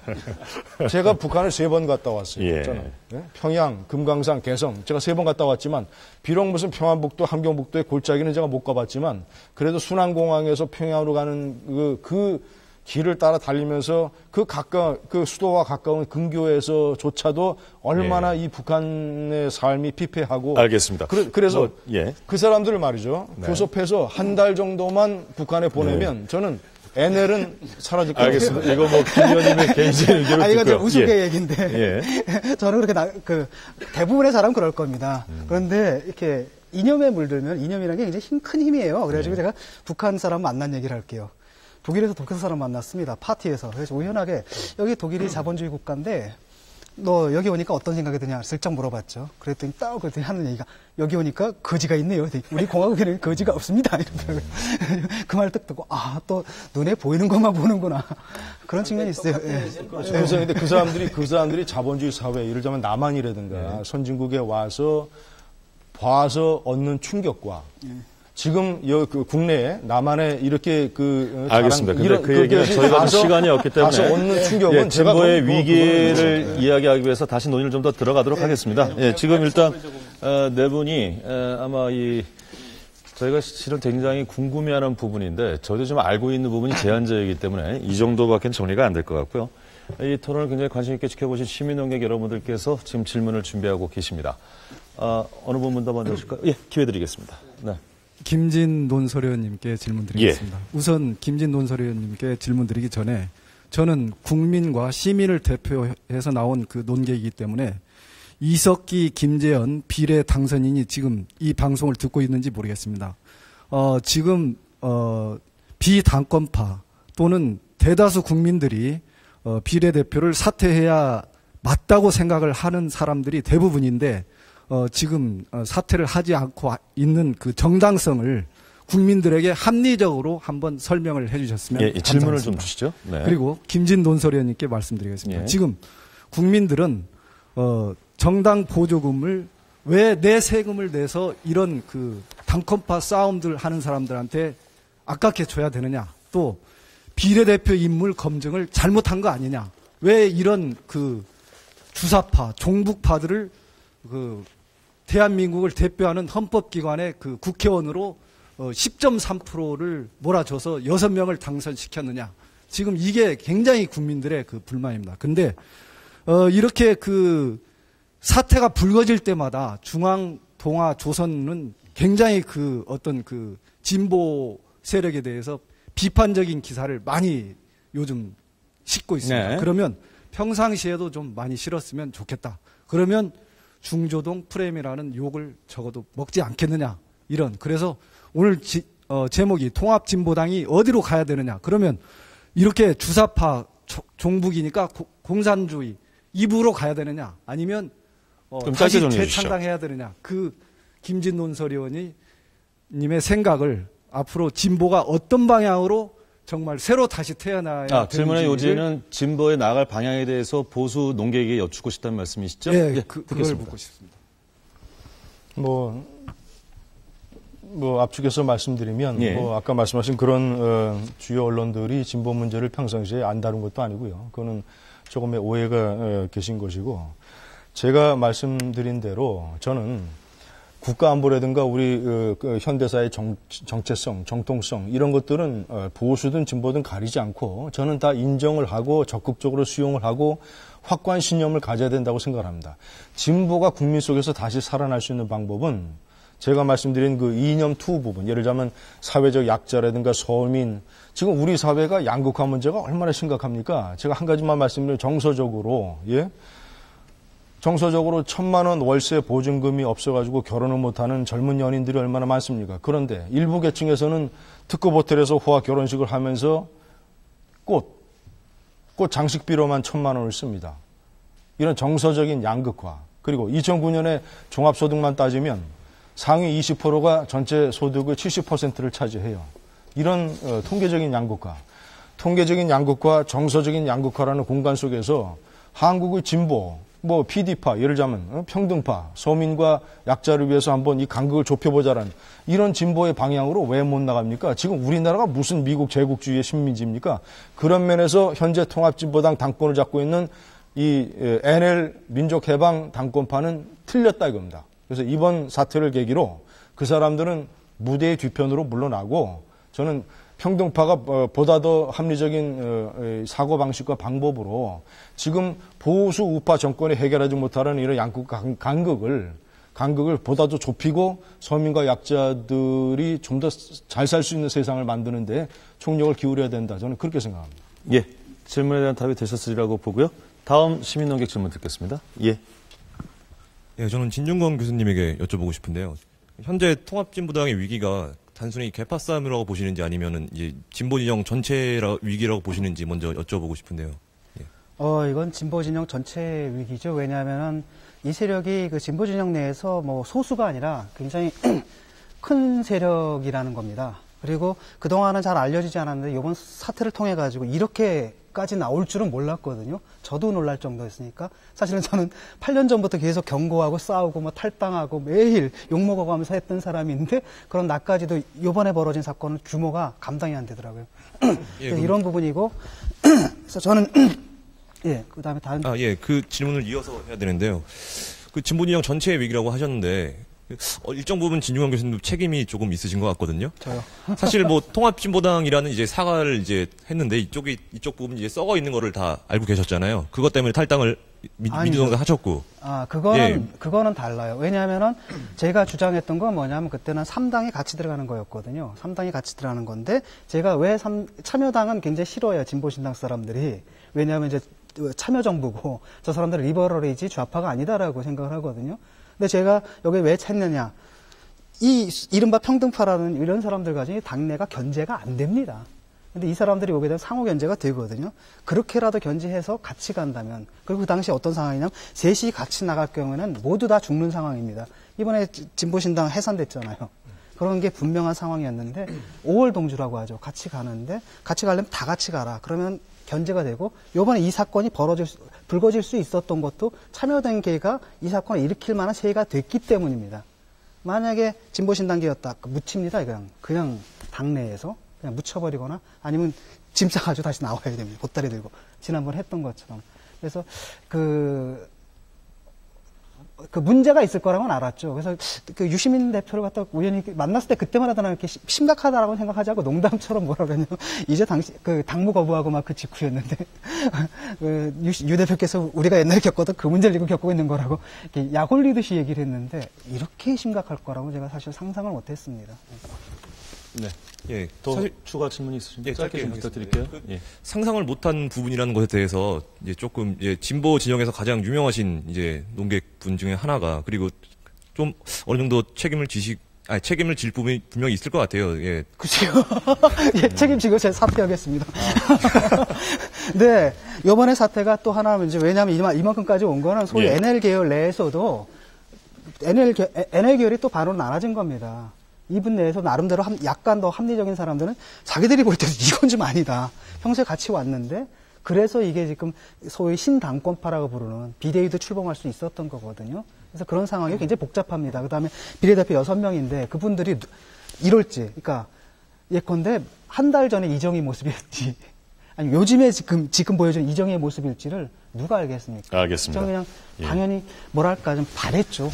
다들 좀 잘해줬으면 좋겠다. 그 정도였습니다. 오늘 어찌됐건 시민농객께서는 진중권 교수의 책임 통감이라는 단어를 듣고 싶어 하셨던 것 같은데 이 정도 답변이 되셨으리라고 믿습니다. 알겠습니다. 오늘 저희가 이 진보의 위기, 통합진보당은 어디로라는 주제로 이야기를 했는데 이제 마무리를 할 시간이 됐습니다. 김진 위원과 진중권 교수님께서는 이제 시민논객 질문 때문에 많이 지치셨으리라고 보고 홍성걸 교수님과 이철 소장께만 마무리 발언 기회를 드리겠습니다. 교수님께 드리겠습니다.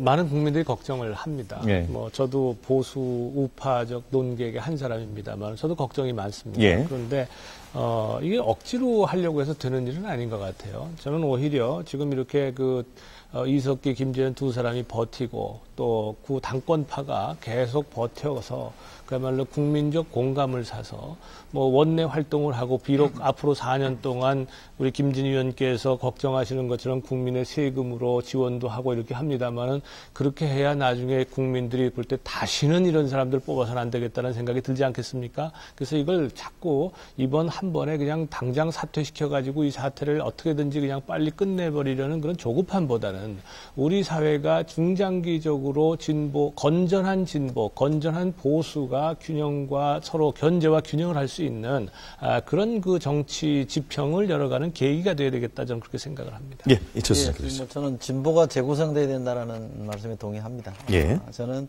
북한의 주체 사상을 신봉하는 사람들을 진보라 보지 않습니다. 제가 생각하는 진보는 어쨌든 사회적 약자, 특히 노동을 중시하는 사회적 약자, 사회적 하층들의 이해를 대변해 주는 사람들 저는 진짜 진보라고 생각합니다.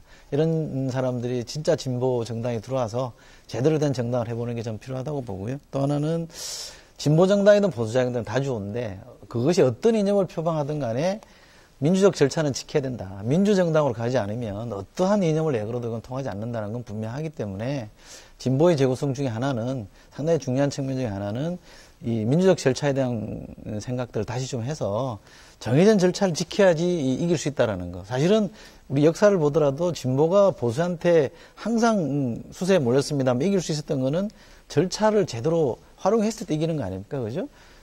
정책 평등이라는 게 주어져 있다면 절차만 잘 활용하면 진보도 이길 수 있는 겁니다. 그래서 민주적 절차에 대한 이 역동성이라 그럴까요? 그 새삼 좀 확인해서 이 민주정당으로 거듭나는 게 필요하다고 생각하고요. 그래서 진짜 진보 세력이 중심을 잡아서 민주정당으로 가면 저는 진보가 다시 살아날 수 있다 이렇게 봅니다. 예. 두 분께 좀 서운하신가요? 기회를 안 드려서? 한 30초씩만 드릴까요? 예, 김재현님께만 드릴게요. 30초만 드리겠습니다. 예, 저는 오늘 토론에서 아주 중요한 나름대로의 어떤 공통된 흐름을 우리가 발견했다고 생각을 합니다. 예. 그래서, 그리고 저는 초기에도 말씀드렸다시피 이런 헌법기관 6명을 선출시킨 선거와 관련된 총체적 부정선거라는 의혹이 그냥 덮어져서는 저는 안 된다고 생각합니다. 그건 우리 사회가 그런 모순을 처리하는 성숙된 그런 방법론을 찾아서 어떻게 해서든지 강기갑 위원장 체제가 좀 더 많은 진상을 규명을 해내야 된다고 생각합니다. 예, 진 교수님. 예, 국민 여러분, 진보가 앓고 있습니다. 관심과 애정 가지고 정치적 환멸을 저 사람들이 바라는 것 같아요. 그래서 저도 저 사람들이 믿는 건 아마 국민의 망각일 겁니다. 건망증. 시간이 지나면 해결될 건가. 절대 잊지 마시고, 그리고 무엇보다도 정치적 환멸에 빠지지 않는 게 중요합니다. 진보 엄청나게 힘든 길이거든요. 그렇기 때문에 통합진보당 지금 문제가 많지만 지금 열심히 싸우려고 하고 있으니까 투병활동이죠. 여러분들 관심과 애정을 가지고 또 강기갑 비대위원장님께도 좀 힘 좀 실어주시고요. 애정을 잃지 않았으면 좋겠습니다. 네. 오늘 100분 토론에서는 진보의 위기, 통합진보당은 어디로라는 이야기로 함께 고민을 해봤습니다.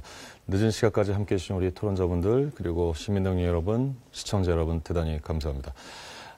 일테면 2명만 모여도 의견이 다른 법인데 이 사회에서 진보가 없는 보수, 보수가 없는 진보가 무슨 의미가 있겠습니까? 상대가 있기 때문에 내가 빛나 보이는 것인데 그런 의미에서 어느 한 축에 지금 몸살, 앓고 있다는 말씀을 하셨는데 좋은 현상은 아닌 것 같습니다.